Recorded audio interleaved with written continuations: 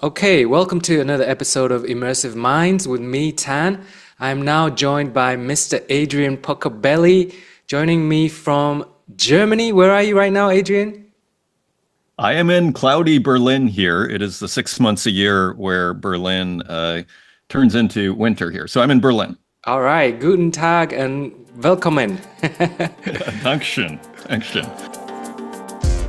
All right, so let me first ask you, um, when you meet somebody new and they ask, "What do you do?" How do you respond? I will say generally a broadcaster, a podcast host with the Northern Miner, which is a mining newspaper. There's usually a lot of explanation that's Yeah. required. So yeah, I also do a side sort of YouTube thing on digital arts. So yeah, so I basically, and I'm an artist. So I say artist and broadcaster, but really depends who I'm talking to. If I'm talking to a whole bunch of professionals that are talking about the green energy transition, I tell them I'm a broadcaster and podcast host for the Northern Miner. At Immerso, we're very much interested in how technology has been transforming, especially industries like mining, which is such an old, traditional industry.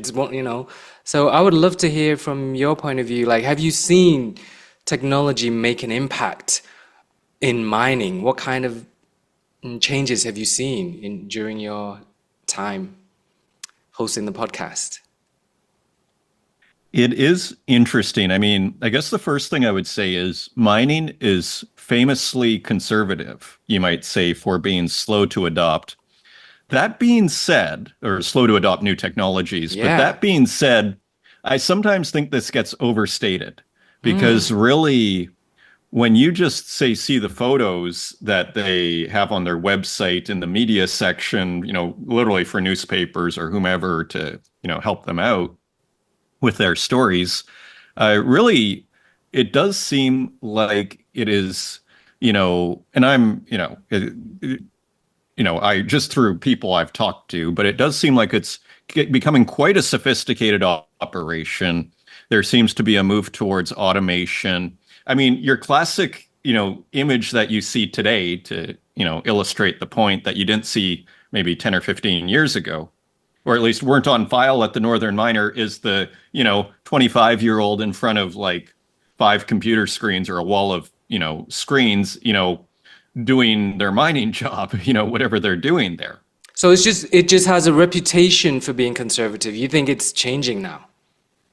Yeah, conservative technologically speaking, like I think in 2024, especially in the exploration industry or sector, you kind of need every help you can get. So I think it would be unfair to paint the, current 2024 management as being, slow to adopt. I don't think that's true anymore. But it was slow to get there, is how I would characterize this. And why? I mean, again, it's kind of like nobody wants to be first, and Yeah. then to find out. And I suspect it was actually the bigger mining companies who can afford to say, okay, there and here's an investment that we can make, and if it goes bad, we're not out of business, so to speak, and maybe we'll save a ton of money, and Mm. so I suspect it's the bigger companies that are the first, but I mean that's kind of hypothetical. Yeah, that's interesting because usually we describe the small companies as agile and quick to adopt changes, and the bigger companies are usually slower. But yeah, you might be right in this case because there is an investment that needs to be made. So I guess you do need to be a certain size company before you can experiment.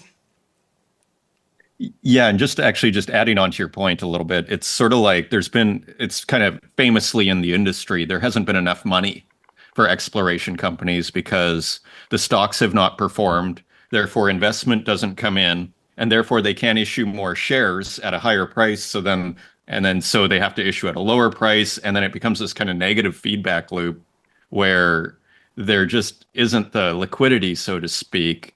And so they're just trying to keep the doors open, so to speak, and much less like, and it depends on the company. We're painting with a broad brush here Yeah. and generalizing.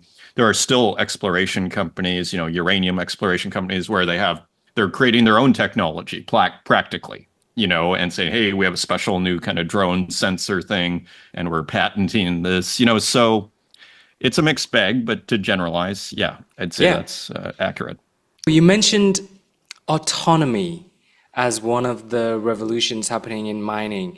Can you talk a little bit about that? So, autonomous, because I see it on most of these mining companies' websites. One of the keywords that you see is autonomy.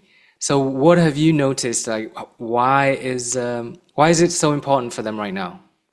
Is it the autonomous vehicles? That is a good question. That's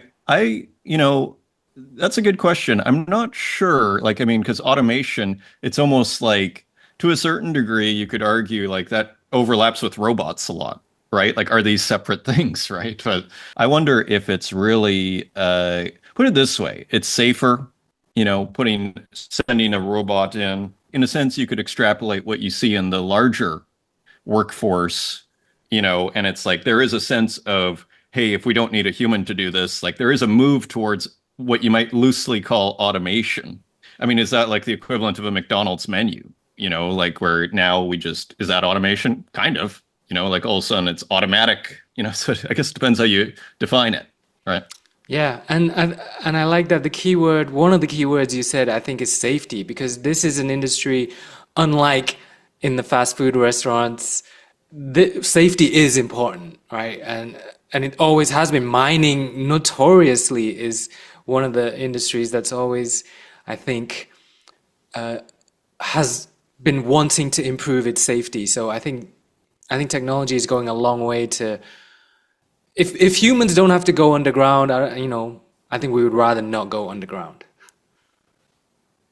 Absolutely. If you listen to the conference calls of major mining companies, almost, I don't want to say always, but let's call it very often, the first thing that the CEO will discuss is safety record, right? And we only had one injury this quarter, or if something bad happens, that is what you lead with. Like, so yeah, and it is an issue.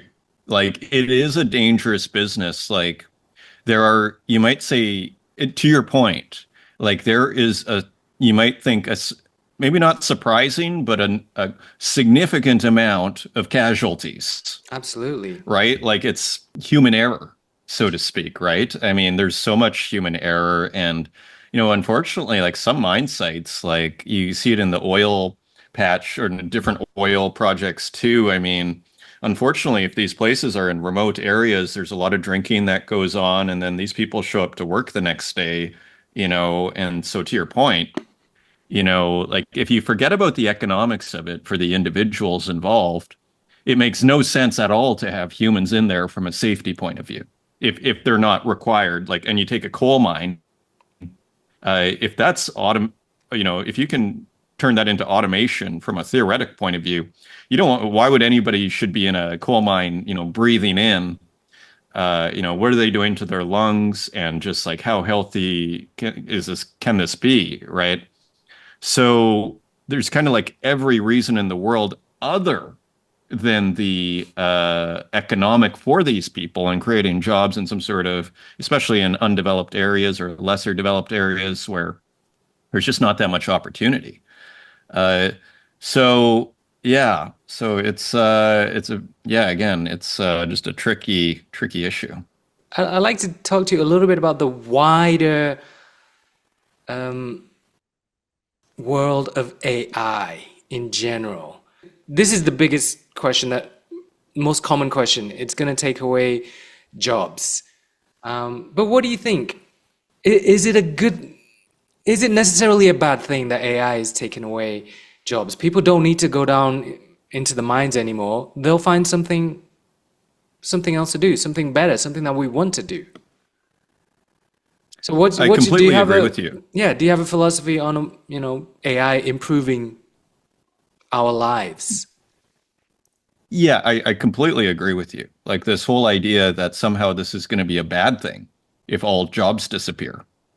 I don't see that as a bad thing at all. I think especially, like then because a lot of work that can be automated isn't necessarily the most meaningful work, right? And I think that is like a key difference. So when people are like, we just got to save jobs at any cost, like should there be humans in the Amazon factory if, robots can do it? Like I don't see to your point from a larger sociological perspective, I see this as a total win. That we have too much time and that we don't need to basically do these kind of these jobs that aren't necessarily fulfilling for people. Yes. Uh, right? I mean, so and it's tricky on how we're going to get there. But ultimately, this is a good news story that jobs are disappearing, that we don't have to do these jobs anymore. Like in a sense, like, and maybe people can podcasts instead or be artists or you name it. Or if they want Yeah. to go on vacation, they can just go on vacation, and travel the world. Like freedom is a feature, Yeah. it's And I not a think bug. people are forgetting that just because we're not doing the jobs, people are forgetting that, don't forget, the jobs are still gonna get done. It's just done by machines. So we're getting the results without having to put in the physical, without having to put in the physical labor, without having to give our own energy. So now we have extra energy to spend somewhere else. That's how I see it. Using these brains of ours that are like incredible for creativity and leave the automatic stuff to the automation to the robots. Like, why should a human be doing a robot job? Like, I think in 300 years, they'll look back at this debate and they'll just kind of shake their head, like Well, we the do same at like way, medieval times, yeah, the same way we look back at the Industrial Revolution, people were going crazy over, oh, we need to continue doing the hand looms, right? Oh, we need, why do we need this steam power? We can, what will our workmen do? But so I think, yeah, I think you're right. Same thing. Not even 300 years. I think 100 years from now, we'll look back and think this was a silly argument to have. Totally agree. I totally agree. Cool. All right, Adrian, tell me, what are you planning to do next with Northern Miner? What is your goal right now? What are the next things that you want to achieve? Well, it's a great question. It's a really exciting time in the mining sector right now. Like it's been a Oh, why?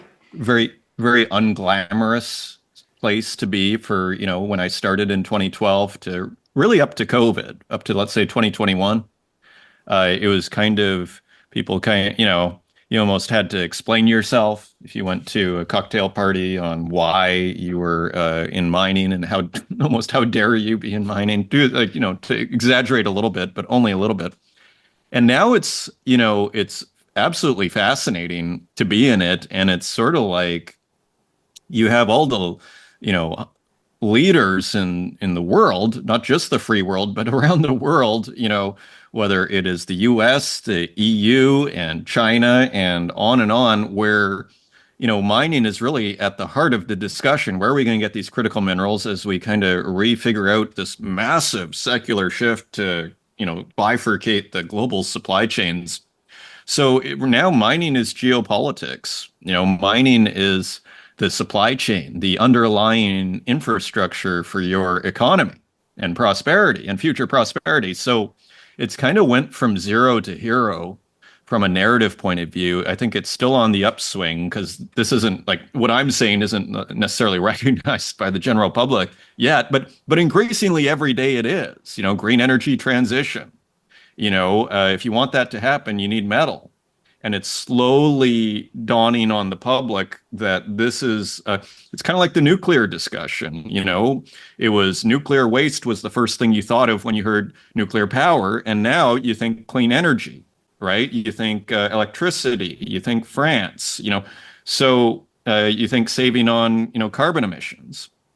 So I think the same thing is happening in mining, which is going from polluting 1800s, people, getting killed, and terrible conditions, coal on the face, and it's transitioning to solving the Earth's climate problems, moving from an oil based economy to an electric, economy, reducing carbon emissions. It's a slow journey, but this is happening slowly. Where all of a sudden the hostility, it still exists, especially depending on what case, as we saw in Serbia with Rio Tinto and the Jadar lithium mine. But it still exists, this hostility, but it's not quite the same discussion we were having 10 years ago. Like the narrative is changing. So it's a very exciting time. So we're going to have a conference in London, the International, I think, Metals Forum or Symposium. I think they just changed the name. It used to be the Canadian Mining Symposium. That's going to be in London, December 1st. I want to keep pushing the podcast to be, really to be at the heart, or at least to be discussing what's at the heart of the discussion that's going on in these leaders' heads around the world and trying to anticipate, what they're thinking as they try and reshore and reroute these supply chains, and then discussing how that is kind of relating to our larger economics, why BYD can outperform these North American car companies, and the reason why they own the supply chain, they own the processing of the minerals, and therefore they can do it cheaper and they can put out an $8,000 car, and the rest of the world is left wondering, what do we do? So, yeah, so keeping on, so to speak, and just keep trying to understand what's actually happening out there. Wow, what a pleasure to speak to you. That last 2 minutes was just pure gold. So, Adrian, Glad. once again, thank you very much for joining the podcast. Glad to hear, Tan. Thank you for inviting me. It's been a real joy.